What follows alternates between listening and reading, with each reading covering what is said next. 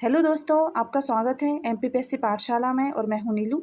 आज हम पढ़ने वाले हैं एमपीपीएससी प्री 2024 के लिए यूनिट 4 मध्य प्रदेश का भूगोल की ऊर्जा के एमसीक्यू पढ़ेंगे आज हम, जो कि हम पढ़ेंगे निर्माण आईएएस की बुक से। इसका जो चैप्टर है, ये पूरी बुक है, ये हम पहले ही कंप्लीट कर चुके हैं। केवल ये एमसीक्यू वाला चैप्टर रह गया था, इसको आज हम कंप्लीट कर लेंगे। चलिए शुरू करते हैं। तो पहला क्वेश्चन है हमारा, मध्य प्रदेश में कोयला क्षेत्र स्थित है। तो मध्य प्रदेश में कोयला क्षेत्र स्थित है तो वह है दोनों, यानी कि सोन घाटी और पेंच घाटी। तो ऑप्शन नंबर सी करेक्ट हो जाएगा। कोयले का संचय पूर्णतः किस प्रकार के शैल समूह में है? कोयले का संचय पूर्णतः किस प्रकार के शैल समूह में है? तो यह है गोंडवाना शैल समूह में, ऑप्शन नंबर ए। कोयले के अनुमानित भंडार की दृष्टि से मध्य प्रदेश का देश में कौन सा स्थान है? तो मध्य प्रदेश का देश में 5वां स्थान है, option number A correct answer हो जाएगा। आगे बढ़ते हैं। मध्य प्रदेश में कोयले के क्षेत्र में निम्नलिखित में से कौन सा जिला नहीं आता है? तो मध्य भारत के कोयला क्षेत्र में निम्न में से कौन सा जिला नहीं आता है? तो मध्य भारत में अलीराजपुर नहीं आता है, बाकी सीधी शहडोल सिंगरौली आता है। आगे देख लेते हैं क्वेश्चन नंबर 5। सतपुड़ा कोयला क्षेत्र में निम्न में से कौन सा जिला नहीं आता है? तो नहीं आता है बताना है। तो इसमें नहीं आता है देवास, बाकी छिंदवाड़ा, बैतूल, नरसिंहपुर आते हैं।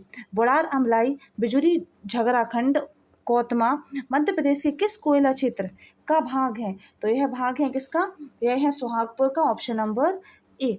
सिंगरौली कोयला क्षेत्र में मुख्यतः कौन से प्रकार का कोयला मिलता है? तो यह मिलता है उसमें बिटुमिनस प्रकार का, option number C. Question number 8 देख लेते हैं। जिगुरदय सीम नामक कोयले की सबसे मोटी परत मध्य प्रदेश के किस कोयला क्षेत्र में है? तो जिगुरदय कहाँ पे मिलती है? यह मिलती है सिंगरौली, ऑप्शन नंबर ए। बिटुमिनस कोयले की भारत में सबसे मोटी परत कहाँ पाई जाती है? तो यह पाई जाती है सिंगरौली, ऑप्शन नंबर ए। तीर, गोरबी, जयंत, जिगुरदय कोयला खदानें कहाँ पर हैं? तो यह है सिंगरौली, ऑप्शन नंबर ए। चलिए देख लेते हैं क्वेश्चन नंबर 11। कटनी चौपन रेलवे लाइन किस कोयला भंडार को विकसित करने हेतु बनाई गई है? तो यह बनाई गई है सिंगरौली को, ऑप्शन नंबर ए। सुहागपुर कोयला क्षेत्र के किस तरफ जोहेला नदी घाटी है? तो यह स्थित है पश्चिम में, ऑप्शन नंबर डी। भारत का सबसे पश्चिमी कोयला क्षेत्र कौन सा है? तो यह है सतपुड़ा, ऑप्शन नंबर ए। दांता, जमाई एवं हिंगन देवी कोयला क्षेत्र कौन सा है? कोयला क्षेत्र कौन सा है ये? तो यह है कानन घाटी, ऑप्शन नंबर ए। आगे बढ़ते हैं क्वेश्चन नंबर 15। पाथरखेड़ा कोयला क्षेत्र बैतूल किस घाटी में स्थित है? तो यह स्थित है तवा में, ऑप्शन नंबर ए करेक्ट होगा। मोरपानी कोयला क्षेत्र सतपुड़ा श्रेणी के किस ढाल पर है? तो यह है उत्तरी ढाल पर, option number A. Madhya Pradesh में किस कंपनी के अधीन कंपनियों द्वारा उत्खनन किया जाता है? तो किसके अधीन किया जाता है? ये किया जाता है कोल इंडिया लिमिटेड के अधीन सारी कंपनियां होती हैं। अब सुमेलित बताना है, कौन से सुमेलित नहीं है? तो उत्तरी कोल्ड फील्ड लिमिटेड कहाँ पर है? तो यह सिंगरौली में है, ये करेक्ट है। पश्चिमी कोल्ड फील्ड लिमिटेड कहाँ पे है? तो छिंदवाड़ा, बैतूल, ये भी करेक्ट है। और दक्षिणी कोल्ड फील्ड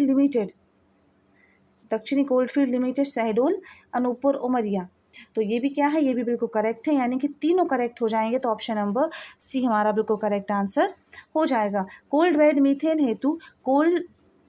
मीथेन हेतु मध्य प्रदेश में तीनों क्षेत्रों पूर्वी एवं पश्चिमी सुहागपुर तथा पश्चिमी सतपुड़ा पेंच कानन का उत्खनन का दायित्व है। तो यह दायित्व है किसका? Reliance industry limited, option number A. Madhya Pradesh आर्थिक सर्वेक्षण 2020-21 के अनुसार मध्य प्रदेश कोयले के उत्पादन में भारत में कौन सा स्थान रखता है? तो वह है चौथा, option number A. Madhya Pradesh के आर्थिक सर्वेक्षण 2020-21 के अनुसार राज्य में कुल विद्युत उत्पादन क्षमता कितनी है? तो वह कितनी है? वह है 21,220 मेगावाट, ऑप्शन नंबर बी। चलिए क्वेश्चन नंबर 22 देख लेते हैं। वर्ष 1956 में मध्य प्रदेश के पुनर्गठन के समय राज्य की कुल विद्युत उत्पादन क्षमता कितनी थी? तो यह थी 81.5 megawatt, option number B. Madhya Pradesh में इंदिरा किसान ज्योति योजना कब लागू की गई थी? तो यह लागू की गई थी 1 अप्रैल 2019 को। मध्य प्रदेश में घरेलू विद्युत उपभोक्ताओं के लिए इंदिरा गृह ज्योति योजना कब लागू की गई थी? तो यह लागू की गई थी 25 फरवरी 2019 को।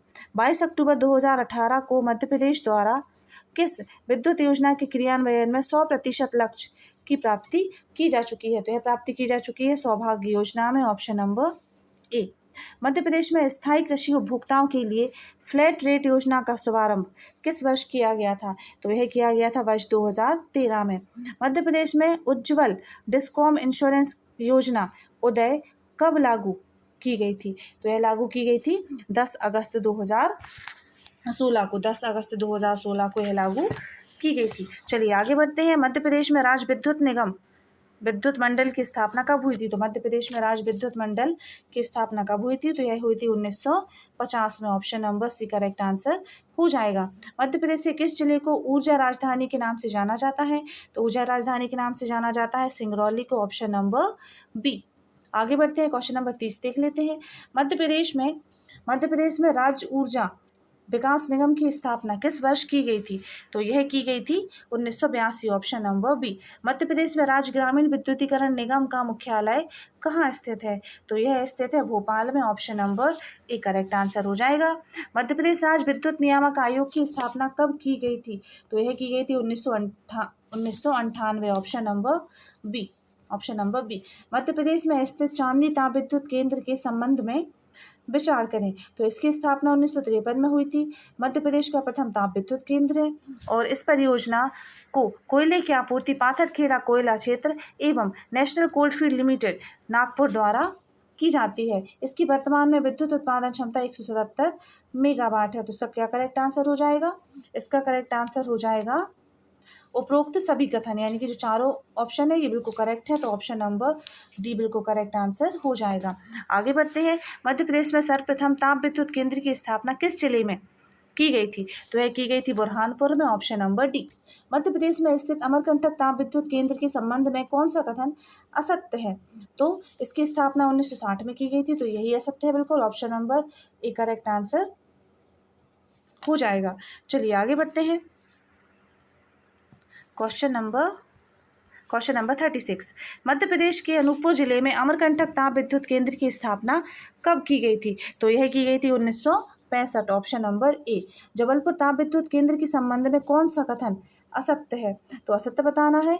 तो इस केंद्र को जल की आपूर्ति तवा नदी से की जाती है। तो ये बिल्कुल गलत है। इसको कहाँ से मिलता है? इसको नर्मदा नदी से जल मिलता है। Option number B. बाकी के ऑप्शन बिल्कुल करेक्ट है, आप लोग पढ़ लीजिएगा। मैं ये इसलिए स्पीड में करा रही हूँ ताकि आप लोग का जो प्रीलिम है वो बिल्कुल नज़दीक आ चुका है, तो आप लोग जल्दी जल्दी से रिवीजन कर लें। चलिए आगे बढ़ते हैं। क्वेश्चन नंबर 38 देख लेते हैं। जबलपुर ताप विद्युत परियोजना हेतु जल आपूर्ति किस नदी से होती है? तो किससे होती है? होती है नर्मदा से। Option number B. अभी हमने डिस्कस किया था।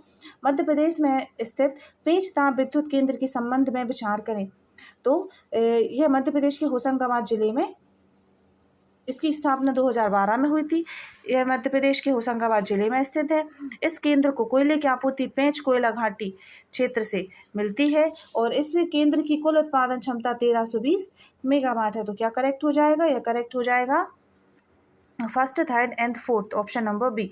तो फर्स्ट, थर्ड एंड फोर्थ क्या हो जाएगा बिल्कुल करेक्ट आंसर। यह होशंगाबाद जिले में नहीं है। चलिए आगे बढ़ते हैं।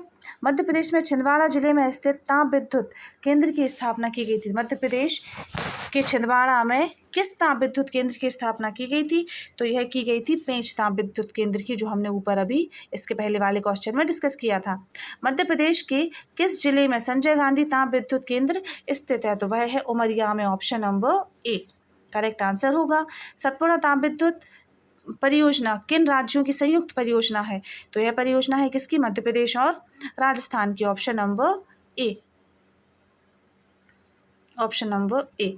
चलिए आगे बढ़ते हैं। Question number 43। विंध्याचल ताप विद्युत केंद्र के संबंध में विचार करें।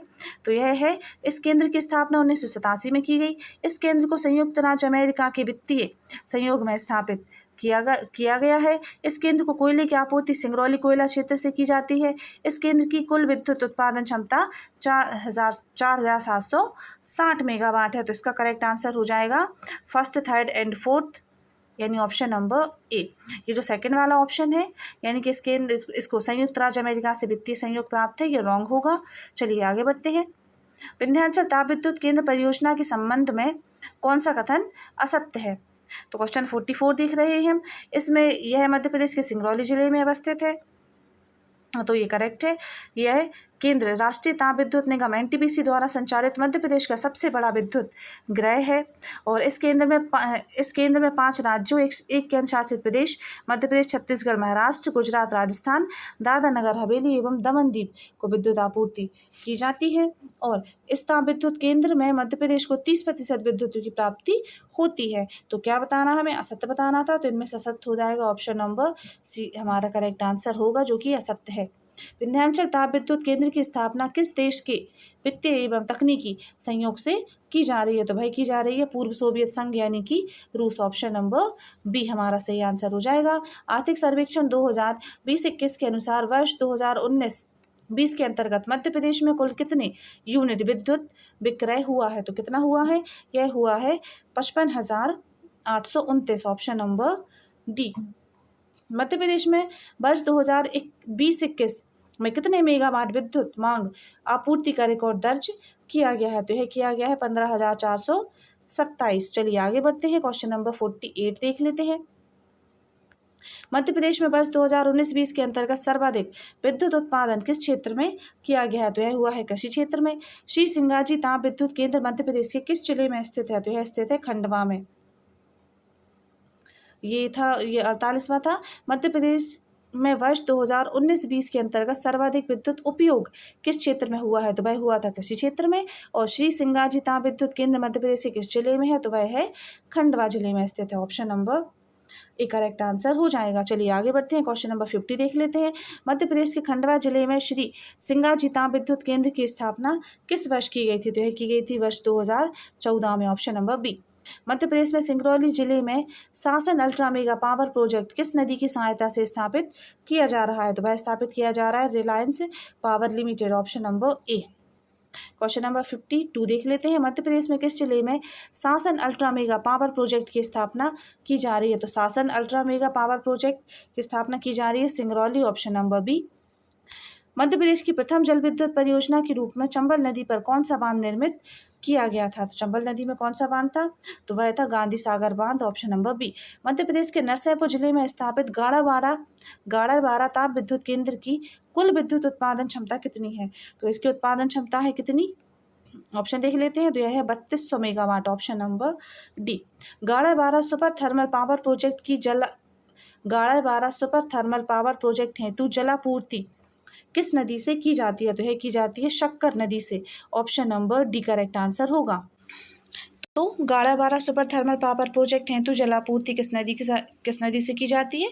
यह शक्कर नदी से की जाती है। चलिए ये हमारा लेक्चर हो चुका है ऊर्जा के एमसीक्यू का, और मैं इसके पहले करा चुकी हूँ, ये पूरी बुक कंप्लीट करा चुकी हूँ। मध्य प्रदेश का भूगोल और मध्य प्रदेश की संवैधानिक व्यवस्था यूनिट 5 की बुक भी कंप्लीट हो चुकी है निर्माण IAS की, तो वो भी आप लोग प्लेलिस्ट में जाके देख सकते हैं। और अभी प्रेजेंट में मैं FLT सॉल्व करा रही हूँ MPPSC प्री 2024 के लिए, तो आप लोग वो भी पढ़ें। और जो महावीर की पुस्तक है वस्तुनिष्ठ मध्य प्रदेश सामान्य ज्ञान, तो उसके भी मैं क्वेश्चन करा रही हूँ सॉल्व, वो वस्तुनिष्ठ है, तो आप लोग उसको भी वहाँ से देखें। वहाँ से आपको बहुत अच्छी प्रैक्टिस हो जाएगी और आप 80+ स्कोर ज़रूर कर पाएंगे। चलिए नेक्स्ट वीडियो में मिलते हैं। Thanks for watching.